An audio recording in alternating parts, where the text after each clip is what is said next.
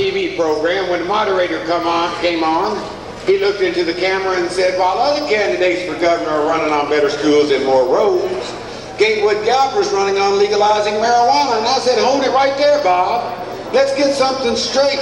Just like these other candidates, I envision better schools, and I envision more roads, and I envision delivery of health care to the rural areas, and feeding our hungry and housing our homeless.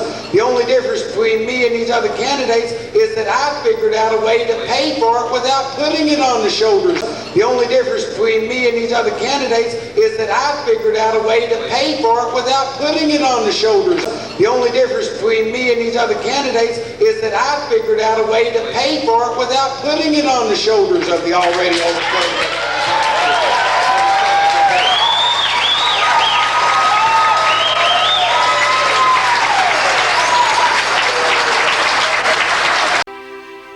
According to the tables which we have assembled, it is our estimate that 4% of the American people own 85% of the wealth of America, and that over 70% of the people of America don't own enough to pay the debts that they owe.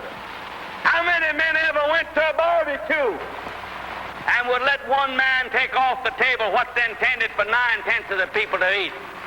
The only way you'll ever be able to feed the balance of the people is to make that man come back and bring back some of that grub he ain't got no business with.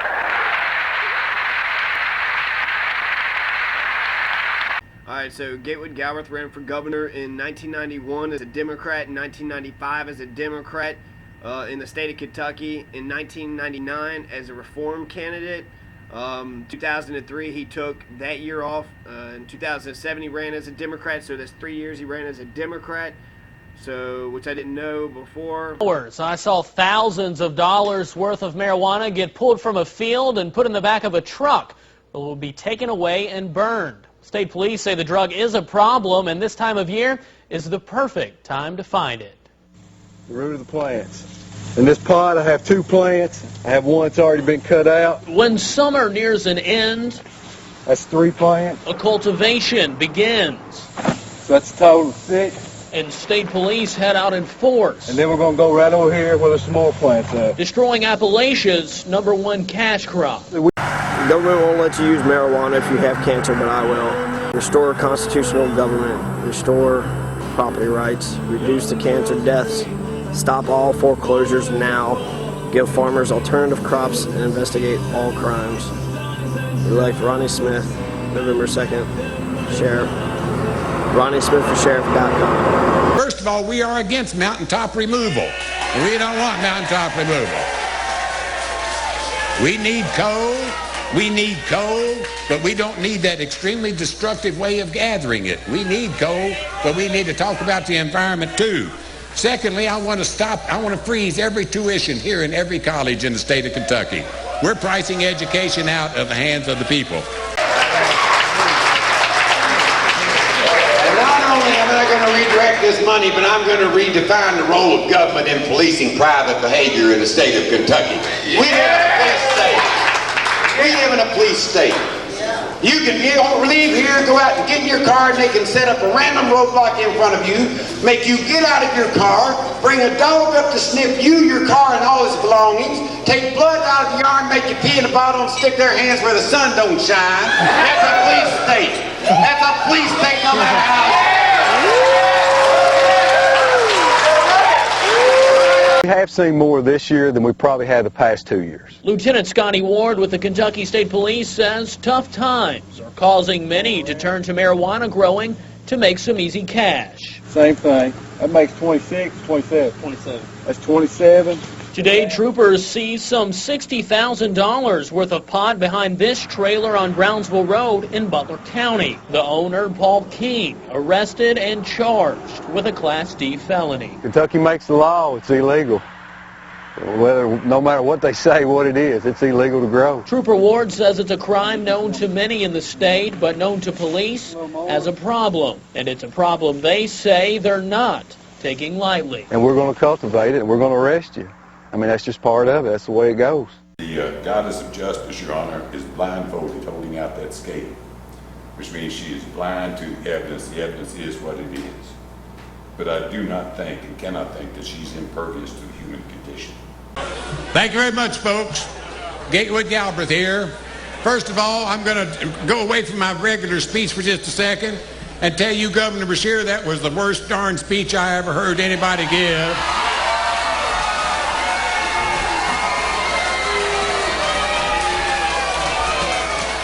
For a person who's supposed to be trying to come up with solutions to Kentucky's problems, for you to go over there and try to hide behind the bodies of our young men and women on the military.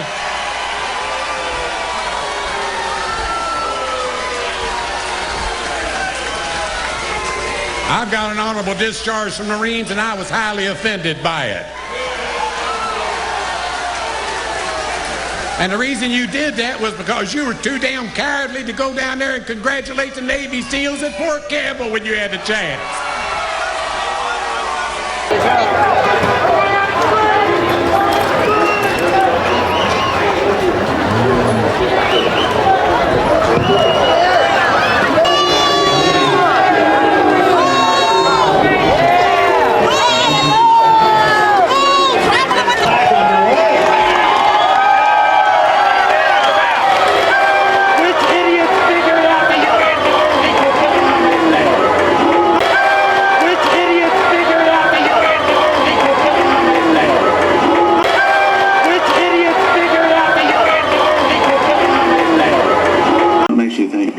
This time you're going to be viewed as somebody who should be put in office?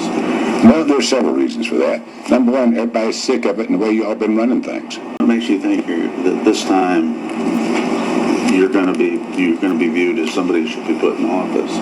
Well, there's several reasons for that. Number one, everybody's sick of it and the way you all been running things. What makes you think that this time you're going to be viewed as somebody who should be put in office? Well, there's several reasons for that. Number one, everybody's sick of it and the way you all been running things. That's simple enough.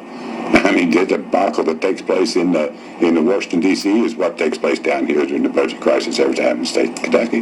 When I say you all, it's not you. I'm talking about all the editorial boards and the intellects who keep it this two-party system and refuse to allow coverage to anybody who's coming in from the outside. When I was in England, I experimented with marijuana a time or two, and I didn't like it, and didn't inhale, and never tried it again. How did he know he didn't like it if he didn't inhale? I'm sorry, you can't go back to that. But by 2004, Democrats were falling all over each other to admit trying pot.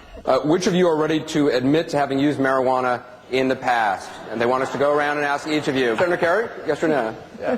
Yes. Okay. Senator Edwards? Yes. Senator Lieberman? I have a reputation for giving unpopular answers at Democratic debates. I never use marijuana. Sorry. Politics and political partisanship has ruled this state for most of my lifetime, and it is exactly what is wrong with the state of Kentucky at this point in the state of affairs. Our state is in perilous position on all fronts. We can't fund education. We can't fund Medicaid. We can't fund teacher retirement. We can't fund pensions. We can't fund adequate law enforcement on various levels. We can't fund the warehousing of all these people we're making criminal. We can't fund adequate education and graduate people from high school who can make change for $1 in their head. You know, we've been thrown open, our children and grandchildren have been thrown open to economic and employment competition with people halfway around the world that work all day for a bowl of rice and a mat to sleep on. First day in office, I'm going to ground every helicopter the state of Kentucky owns. There's not going to be helicopters hovering over the fields and gardens of the people of the state of Kentucky. Yeah. This is America, not Afghanistan, and we're not an occupied territory, and I'm not going to treat us like we are. Yeah.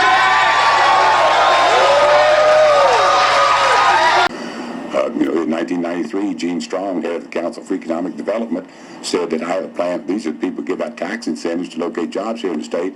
Said publicly, I have a plan for every Kentuckian. By the year 2012, 80% of Kentuckians going to be earning $8 an hour. How do you like it so far? Who's going to buy the houses? Who's going to buy the cars? Who's going to start the families? There go the carpenters and the auto workers too. You know, we've been thrown open to a free market economy, so-called free market, free trade is what it's called, which replaced fair trade. Free trade is decimated the middle class and the manufacturing base in the state of Kentucky.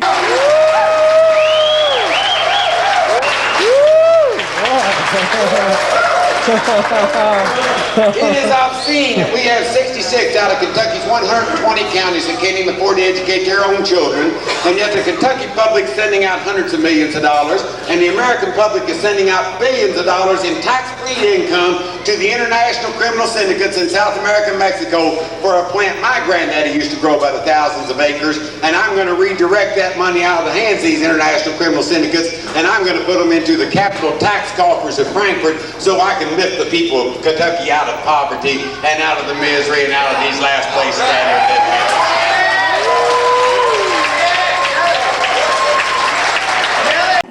living. The gap between the rich and poor is getting worse. Appalachia has at least a 30% unemployment. The gap between the rich and poor is getting worse. Appalachia has at least a 30% unemployment, and 1/5 of our citizens are disabled. We are in a terrible mess, and both parties are to blame. Look, when I was a kid, I inhaled frequently. That was the point. Look, when I was a kid, I inhaled frequently. That was the point. Look, when I was a kid, I inhaled frequently. That was the point. So what was that cameraman on? I don't think he was inhaling. Howard, what do you think about this? Well, I think it's an accepted part of the culture now, and I think for one of the reasons why Barack Obama is so popular, especially among younger people, is that he seems so real. He seems to acknowledge the reality of things. It's kind of almost like a dog whistle kind of thing. Older people can't hear it. Younger people hear it. And that's one of the things that they hear. He seems to be willing to be honest, straight from the shoulder. Is that like Ralph Nader always being for industrial hemp?